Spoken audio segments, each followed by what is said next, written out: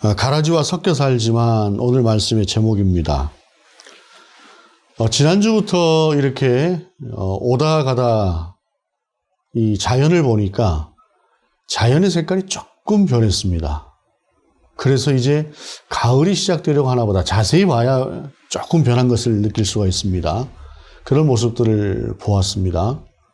그러다가 우연히 제가 철원을 갈 일이 있어서 철원 평야가 보고 싶어서 철원 평야로 나갈 일이 있었습니다. 나갈 일이 있었는데 철원 평야를 바라보다 보니까 벼들이 이제 조금씩 벼들도 색깔이 달라지기 시작을 해요. 달라지기 시작을 하는데 어느 논을 봤더니 이 벼들 위로 쑥쑥 고개를 내밀고 있는 그런 식물이 보입니다.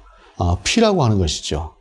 다른 논은 깨끗한데 그 논에만 피가 쑥쑥 자라서 상당히 많은 양의 피가 그렇게 쏟아져 있어요. 그래서 제가 이렇게 한참 유심히 보면서 저게 피지요 했더니 그 지역에 있는 목사님이 예, 피가 맞습니다. 그런데 이 논을 보면 그 농부의 성격을 알 수가 있지요. 다른 곳은 다 이렇게 깔끔한데 이 논만 그러지 않습니까? 아직 제대로 피살이를 못한 것 같습니다. 그렇게 이야기를 하더라고요. 처음부터 누가 그 잡초인 피를 같이 씨로 뿌리는 농부가 어디 있겠습니까마는 아무리 관리를 잘하고 또 제초제를 아무리 또 잘 뿌리고 해도 이게 쉽지가 않은 것 같습니다. 피라고 하는 것은 꼭 그 속에서 생겨나서 사람이 열심히 그걸 뽑아주지 않으면은 벼하고 함께 자라나고 또 그와 같이 섞여버리게 되는, 그래서 결국에 벼를 자라게 하는 것을 힘들게 하는 역할을 하는 그런 잡초가 참 그렇게 뽑아도 자라는 그런 모습들을 보게 됩니다. 오늘 그 본문도 사실 그와 같은 말씀이지요. 오늘 본문 24절에 이런 말씀을 합니다. 예수께서 그들 앞에 또 비유를 들어 이르시되 천국은 좋은 씨를 제 밭에 뿌린 사람과 같으니, 제 밭에 사람이 좋은 씨를 뿌리지 누가 나쁜 씨를 뿌리겠어요?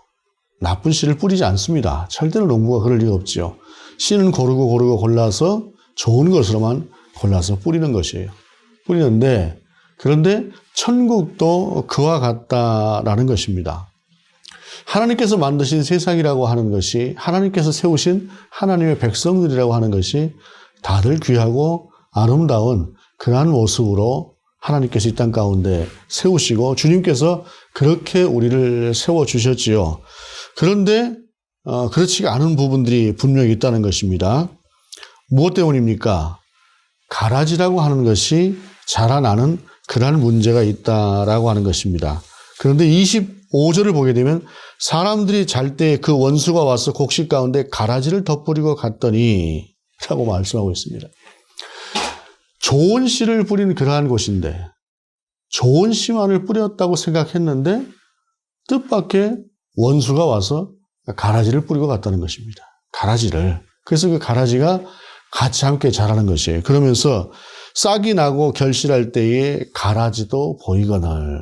처음에는 전혀 알 길이 없는데 조금씩 자라면서 이 피라고 하는 것도 구분이 되기 시작을 해요. 그런데 저 같은 사람은 사실 피를 잘 구분을 못합니다. 농부가 아니면 구분을 잘 못해요. 처음에. 이게 다 자라났을 때는 알 수 있지.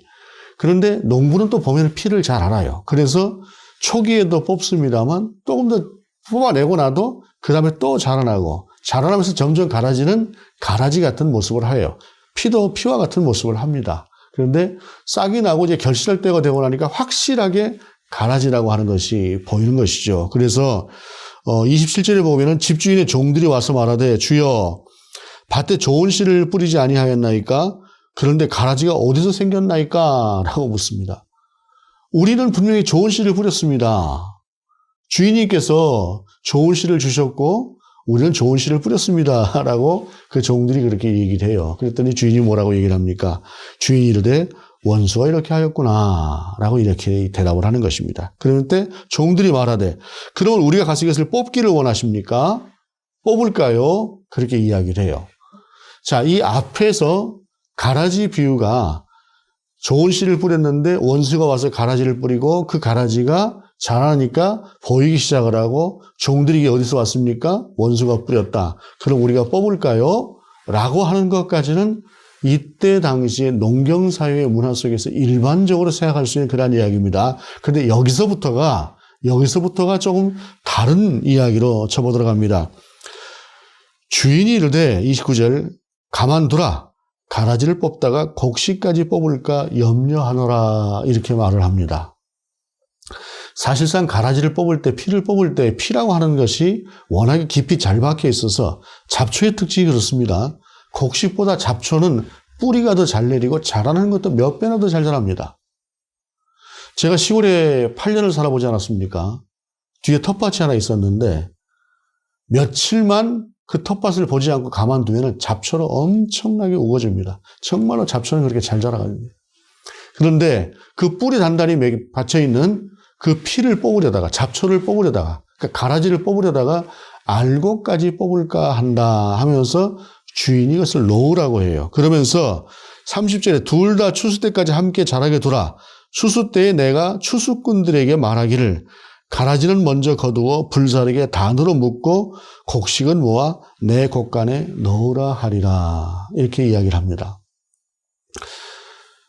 두라고 하는 말씀부터 시작을 해서 특별히 추수꾼들에게 추수를 시키겠다라고 하는 이 말씀으로 이어져 가면서 그리고 가라지를 먼저 뽑겠다라고 하는 이 주인의 말은 후반부로 오는 이 말은 앞에서 이야기했던 자연스러운 농사의 이야기와는 상당히 다른 국면의 이야기가 됩니다.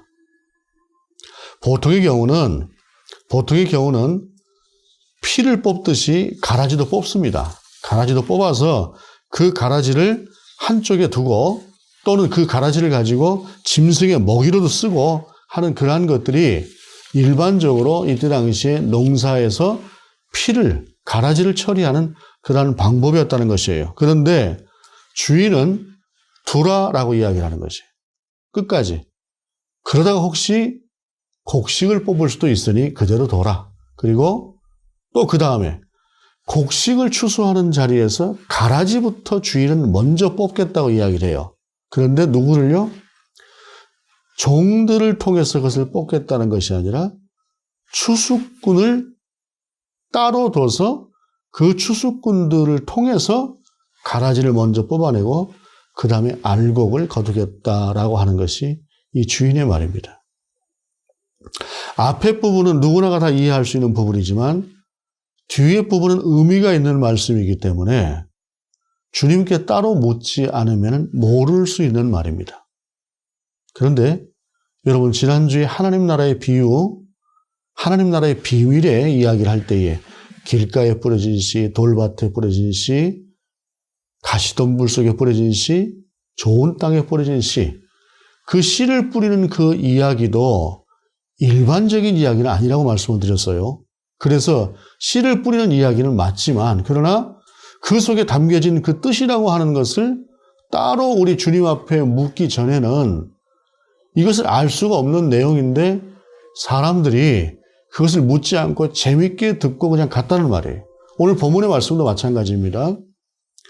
뒤에 부분은 뭔가 의미가 있는 말씀인데 무슨 말씀이십니까? 하고 묻는 사람이 없었어요.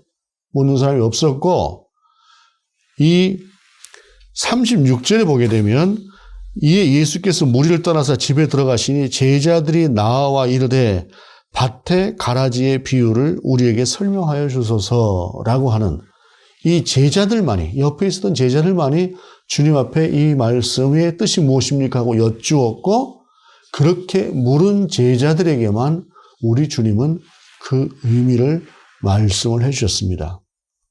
즉 밭에 씨를 뿌리는 사람은 당신이라는 얘기예요. 그리고 이 밭은 세상이라는 것이죠.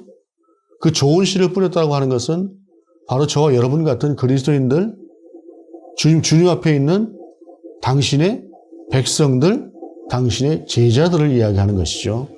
가라지라고 하는 것은 우리와 같은 그리스도인이 아니라 세상 가운데 어떻게 저런 인생들이 있지 싶은 그런 악한 인생들. 여러분 우리가 살다 보면 도저히 이해가 안 가는 악한 사람들도 있습니다. 직접 그런 경우를 겪지 않는 것만으로 사실 우리가 감사할 만큼 정말로 악한 사람들이 이 세상 가운데는 이런저런 것을 통해서 봅니다. 그리고 겉으로는 웃고 있음에도 불구하고 그렇지 못한, 정말로 겉으로는 선한 것 같지만 그 이면에 그렇지 않은 사람들도 이 땅에는 상당히 많이 있습니다.